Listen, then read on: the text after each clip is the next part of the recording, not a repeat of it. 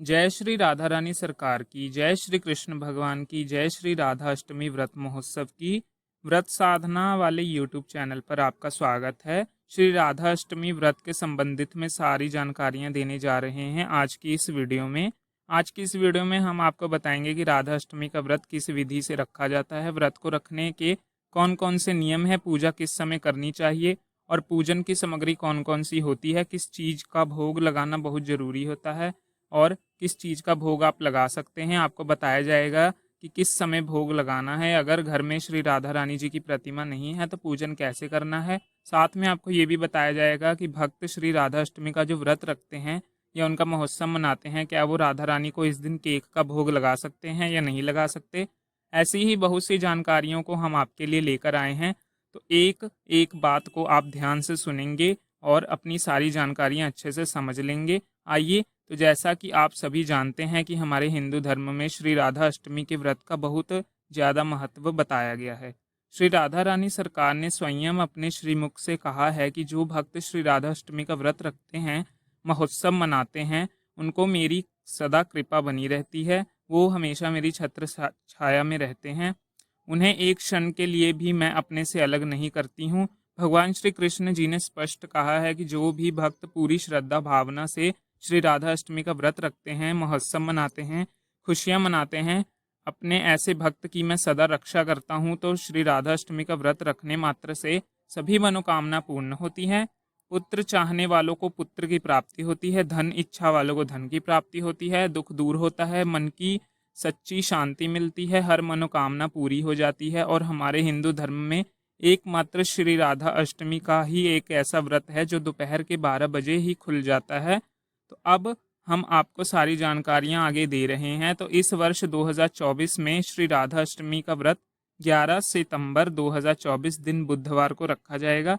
अष्टमी तिथि का प्रारंभ 10 सितंबर दिन मंगलवार को रात्रि 11:11 पर हो जाएगा और अष्टमी तिथि की समाप्ति 11 सितंबर दिन बुधवार को रात्रि 11:46 पर हो जाएगी। तो हमारे हिंदू धर्म के ग्रंथों के नियमों के आधार पर श्री राधा अष्टमी का व्रत 11 सितंबर 2024 दिन बुधवार को ही रखा जाएगा। किस विधि से श्री राधा अष्टमी का व्रत रखा जाता है, अब हम ये जानकारी आपको विस्तार से देने जा रहे हैं। तो जिन भक्तों ने श्री राधा अष्टमी का व्रत रखना है, उन्हें ये चाहिए कि श्री राधा अष्टमी व्रत से एक दिन पहले ही लहसुन प्याज खाना छोड़ दें। जी हाँ, सप्तमी तिथि को ही प्याज और लहसुन बिल्कुल भी नहीं खाना चाहिए, क्योंकि प्याज और लहसुन जिस दिन हम खाते हैं उस दिन से लेकर 24 घंटे तक शरीर में प्याज और लहसुन का प्रभाव रहता है। इसी कारण श्री ही प्याज और लहसुन बिल्कुल छोड़ देना चाहिए। अगली बात, श्री राधा अष्टमी व्रत से एक दिन पहले रात्रि में ही आप दांत साफ कर लें।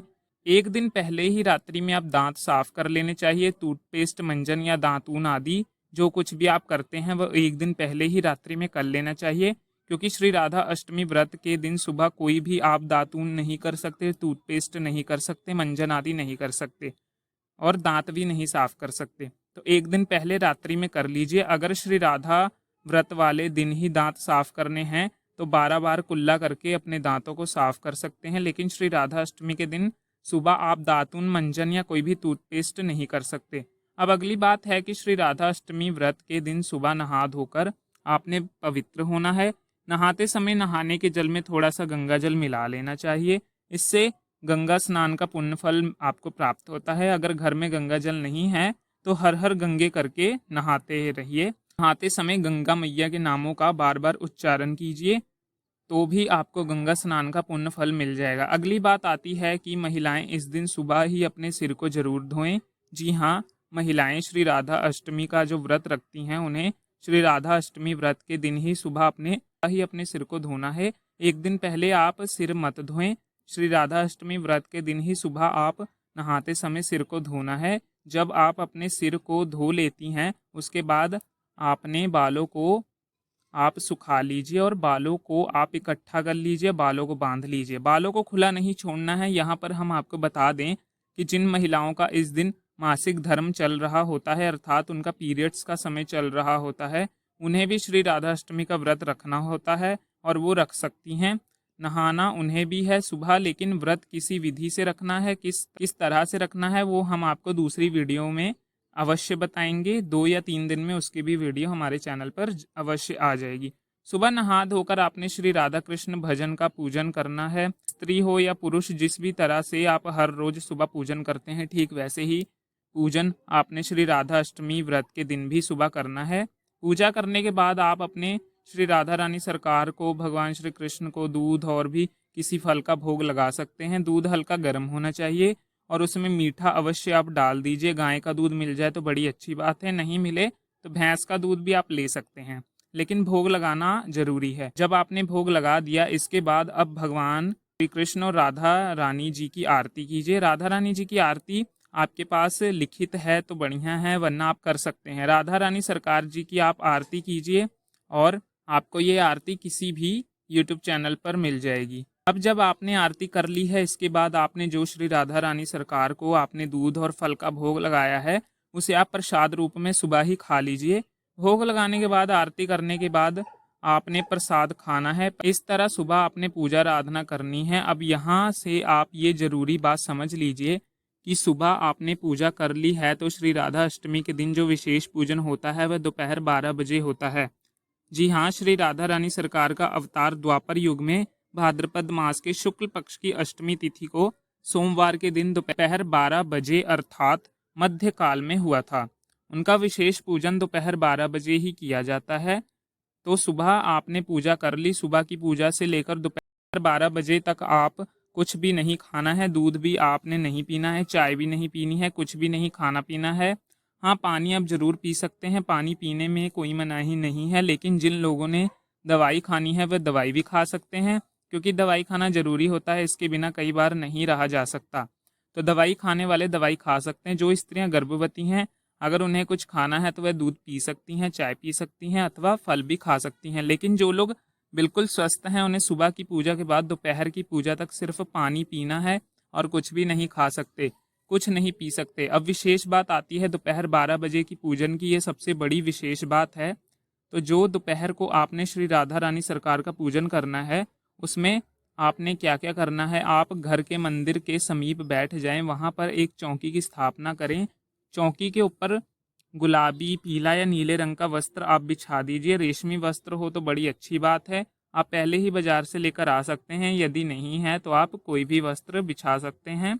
आपने जब वस्त्र बिछा दिया, उसके ऊपर आप श्री राधा रानी सरकार जी या श्री कृष्ण जी की प्रतिमा को स्थापित करना है, उनकी मूर्ति को अर्थात उनके अर्च विग्रह को स्थापित करना है। अगर आपके घर में श्री राधा रानी सरकार की मूर्ति या अर्श विग्रह नहीं है तो आप श्री राधा कृष्ण भगवान जी के चित्र को भी वहां पर स्थापित कर सकते हैं। हम आपको यहाँ पर बता दें कि श्री राधा अष्टमी के दिन दोपहर को जो श्री राधा रानी सरकार की जो पूजन की जाती है, उस समय किस किस पूजा की सामग्री की आवश्यकता होती है वह आप ध्यान से सुन लीजिए। तो दोपहर की पूजा की सामग्री में फल, फूल, अक्षत, लाल चंदन, सिंदूर, रोली, सुगंध अर्थात इत्र, सेंट, धूप, दीप, कमल पुष्प, नारियल, पंचामृत, जी हाँ, ये पूजन की सामग्री है। आपने चौकी पर भगवान जी को स्थापित कर दिया। उसके बाद आप सबसे पहले भगवान जी को पंचामृत से स्नान करवाइए। श्री राधा रानी जी को, श्री कृष्ण भगवान जी को पंचामृत से आप स्नान कराएं। अगर आपके घर में प्रतिमा नहीं है तो भगवान का चित्र है तो पंचामृत से आप श्री राधा रानी जी को और भगवान श्री कृष्ण को मस्तक पर तिलक कीजिए। पंचामृत 5 चीज़ों से मिलकर बनाया जाता है। उन 5 चीज़ों में गाय का दूध, दही, शुद्ध घी, शहद और शक्कर आता है।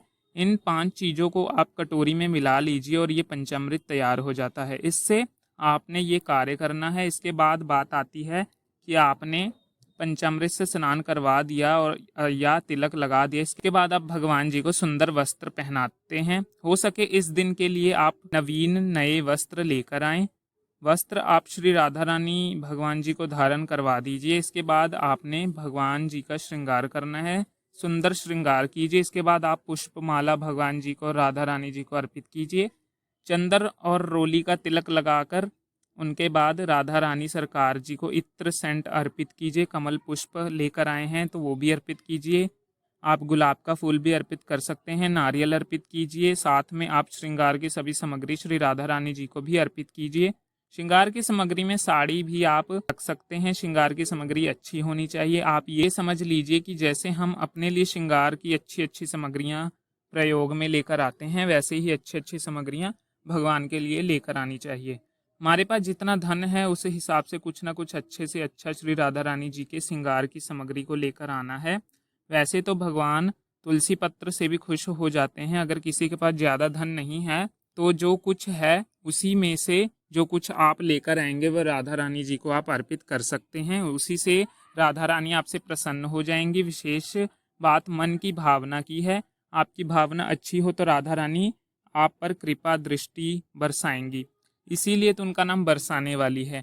इनका नाम बरसाने वाली इसलिए नहीं है कि उनका जन्म बरसाने में हुआ है। उनका नाम बरसाने वाली अर्थात इसीलिए पड़ा है कि वह अपने भक्तों पर कृपा बूंद बूंद नहीं बल्कि पूरी ही कृपा ही बरसाती हैं, इसीलिए उनको बरसाने वाली बोला जाता है। इसके बाद आप उन्हें नारियल के फल जो भी आपकी समर्थता के अनुसार आपने फल फूल इत्यादि खरीदे हैं वो सब उन्हें अर्पित करें। अपने परिवार में किसी बड़ी महिलाओं को आप वह प्रसाद प्रसाद के रूप में दे सकते हैं या आप उसका खुद भी प्रयोग कर सकते हैं। तो ये है दोपहर वाला पूजन आपने 12 बजे करना है, उससे पहले आप नहीं कर सकते। अब अगली बात आती है सबसे बड़ी विशेष बात, दोपहर 12 बजे आपने पूजन कर लिया। अब किशोरी जी को श्री राधा रानी सरकार को किस किस चीज़ का भोग लगाना है, किन चीज़ों की आवश्यकता यहाँ पर होती है, हम आपको यहाँ पर बता रहे हैं। तो सबसे पहली बात ये है कि आपने सबसे पहले तो दूध और साथ में किसी भी फल का भोग लगाना है।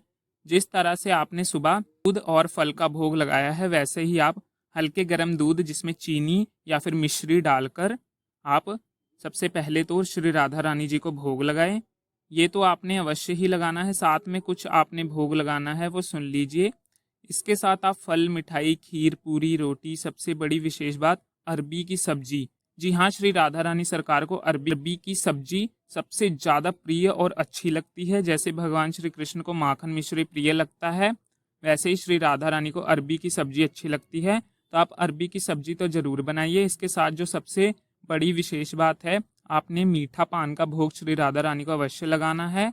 अगर आपके आसपास घर के आसपास पान की दुकान है तो आप वहाँ से मीठा पान लगा सकते हैं। कम से कम 2 पान तो होने चाहिए, ज़्यादा से ज़्यादा आप 5, 7 या 9, 11, 21 पान जितनी भी आपके समर्थता हो उतनी आप लगा सकते हैं, परंतु इन्हें इन्हीं नंबरों के क्रम में लगाएं। और इससे ज़्यादा भी लेकर आ सकते हैं, लेकिन 2 पान आपने ज़रूर लगाने हैं। मीठा पान होना चाहिए। आपके घर के आसपास पान की दुकान नहीं है तो आप चिंता मत करिए, फिर आप भोग मत लगाइए तो भी श्री राधा रानी आपसे प्रसन्न हो जाएंगी। जिस जिस चीज़ को हमने आपको बताया है उन सभी चीज़ों का आपने श्री राधा रानी सरकार को भगवान श्री कृष्ण को दोपहर की पूजा के बाद भोग लगाना है।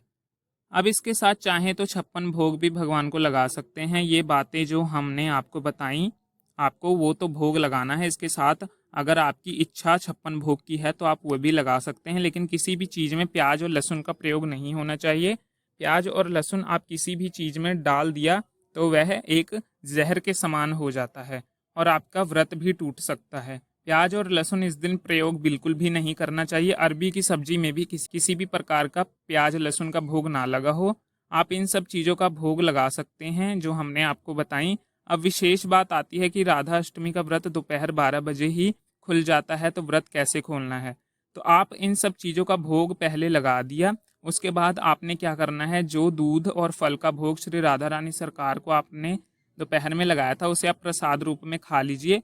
दूध का थोड़ा सा सीप लीजिए, फल को खा लीजिए। जैसे ही आप उस प्रसाद को लेंगे उसी समय आपका व्रत खुल जाएगा। जी हाँ, श्री राधा रानी या श्री राधा अष्टमी का जो व्रत ऐसे ही खोला जाता है, इसी विधि से व्रत खुलता है। दूध और फल का प्रसाद लेने के बाद आप कुछ भी खा सकते हैं। जी हाँ, दोपहर को आपने पूजा की, भगवान को भोग लगाया, उसके बाद आप उसी भोग को खाकर अपना व्रत खोल सकते हैं। उसके बाद आप सारा दिन चाहे रात में चाहे शाम में कुछ भी खा सकते हैं। आप रोटी खा सकते हैं, सब्जी खा सकते हैं, आप खीर खा सकते हैं, समोसा इत्यादि वगैरह जो भी आपका मन करे वह खा सकते हैं। परंतु ये बात याद रखें, आप जो भी चीज़ खा रहे हैं राधा अष्टमी के दिन उसमें लहसुन प्याज नहीं होना चाहिए, यानी सात्विक भोजन ही कीजिए।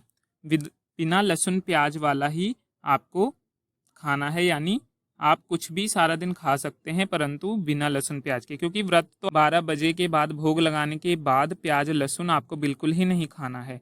अब तो बात आती है जो लोग अपने घर पर नहीं होते, वो ऑफिस में होते हैं या कहीं और होते हैं, वे व्रत कैसे खोल सकते हैं। उनके लिए हम बता दें, ऐसे लोग जो घर पर दोपहर 12 बजे नहीं होते हैं वह सुबह अपने साथ कोई ना कोई फल लेकर जाएं वहाँ पर काम कर रहे हैं तो दोपहर 12 बजे मन ही मन भगवान की पूजा आराधना कीजिए। मन ही मन आप दूध और फल का भोग श्री राधा रानी जी को लगा दीजिए।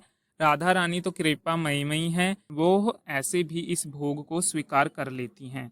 आपका व्रत उसी समय खुल जाएगा, लेकिन जब आप शाम को या रात को घर आते हैं फिर आप श्री राधा कृष्ण भगवान जी की पूरी विधि विधान से पूजा अवश्य कीजिए। व्रत को आप दोपहर को तो खुल ही चुका है, लेकिन पूजा अपने घर में जाकर जरूर करनी है। अब अगली विशेष बात आती है, राधा अष्टमी व्रत के दिन क्या श्री राधा रानी जी को केक का भोग लगाया जा सकता है? जी नहीं, राधा रानी जी को केक का भोग नहीं लगाया जा सकता। तो इसका उत्तर है नहीं। श्री राधा अष्टमी व्रत के दिन आप राधा रानी सरकार को केक का भोग नहीं लगा सकते, क्योंकि कई जगहों पे ऐसी मान्यता है कि जहाँ पर भी केक बनता है वह जगह ना तो शुद्ध होती है, ना ही उसको शुद्धता से बनाया जाता है। इसीलिए यदि आपका मन है केक लगाने का तो आप थोड़ा सा श्री राधा रानी को लगा सकते हैं। वैसी मान्यताओं में तो केक के भोग का कहीं भी वर्णन नहीं है, तो हमारी तरफ से तो आप रहने दीजिए, क्योंकि पहले के समय में भी श्री राधा रानी का जन्मोत्सव मनाया जाता था, परंतु उस समय केक का भोग थोड़ी ना लगता था। अरबी की सब्जी ये सब ही सर्वश्रेष्ठ भोग माने जाते हैं। इसीलिए आप श्री राधा रानी अष्टमी के दिन केक का भोग तो ना ही लगाएं। और विशेष बात, अब बात आती है दोपहर को आपने पूजा कर ली, इसके बाद सायंकाल में भी आपने पूजा करनी है। शाम के समय जैसे आप हर रोज अपने घर में पूजा करते हैं, ठीक वैसी पूजा आपने शाम को भी करनी है। शाम का कोई विशेष पूजा नहीं होती, विशेष पूजा तो दोपहर 12 बजे वाली ही होती है। इसी तरह से आपने श्री राधा अष्टमी का व्रत रखना है। सारी विधि आपको बता दी गई है, लेकिन फिर भी कोई चीज़ें अगर आपको रह गई हैं तो आप प्रश्न के रूप में कमेंट बॉक्स में लिख सकते हैं। हम तुरंत 10 मिनट के अंदर उस चीज़ का यानी आपके प्रश्नों का हम उत्तर देंगे। और एक बात का विशेष रूप से ध्यान रखें कि श्री राधा अष्टमी का व्रत दोपहर 12 बजे तक ही होता है। उसके बाद श्री राधा रानी जी के जन्म की खुशियां मनाई जाती हैं। श्री राधा दशमी का महोत्सव मनाया जाता है, लेकिन व्रत केवल दोपहर के 12 बजे तक ही होता है। उसके बाद उत्सव मनाया जाता है। एक तो और बात हम आपको बता देते हैं, जब द्वापर युग में श्री राधा रानी सरकार का अवतार हुआ था उस समय चारों ओर बादल छाए हुए थे। मध्यकाल दोपहर 12 बजे बादल छाए हुए थे, तो आप आसपास देखना कि राधा अष्टमी दोपहर के 12 बजे के आसपास आकाश में अब भी बादल छाए होते हैं। हर बार राधा अष्टमी के दिन दोपहर को 12 बजे आसपास आकाश में बादल आपको जरूर मिलेंगे। इस बार आप देखिएगा कि श्री राधा रानी कैसी लीला दिखाती हैं। तो श्री राधा अष्टमी व्रत की विधि के संबंधित में सारी जानकारियां आपको बता दी गई हैं। कोई भी प्रश्न हो तो कमेंट बॉक्स करके पूछ लें, आपके प्रश्नों का उत्तर दिया जाएगा। और हमारे चैनल को भी सब्सक्राइब कर लें, क्योंकि राधा अष्टमी व्रत से संबंधित बहुत सी वीडियोस हमारे चैनल पर आती रहेंगी और हर रोज श्री राधा रानी जी के विशेष दिव्य कथाओं की वीडियोस भी हमारे चैनल पर डलती रहेंगी। उन कथाओं को आप जरूर सुनें। आज की इस वीडियो को लाइक करें और अपने परिजनों में भी भेजें, ताकि उन्हें भी श्री राधा अष्टमी के व्रत की सही जानकारी मिल सके। और श्री राधा रानी जी की कृपा आप और आपके परिवार पर हमेशा बनी रहे। जय श्री राधा रानी सरकार की जय, श्री कृष्ण भगवान की जय, श्री राधा अष्टमी व्रत महोत्सव की जय। जय श्री राधे, जय जय श्री राधे, जय जय श्री राधे श्याम।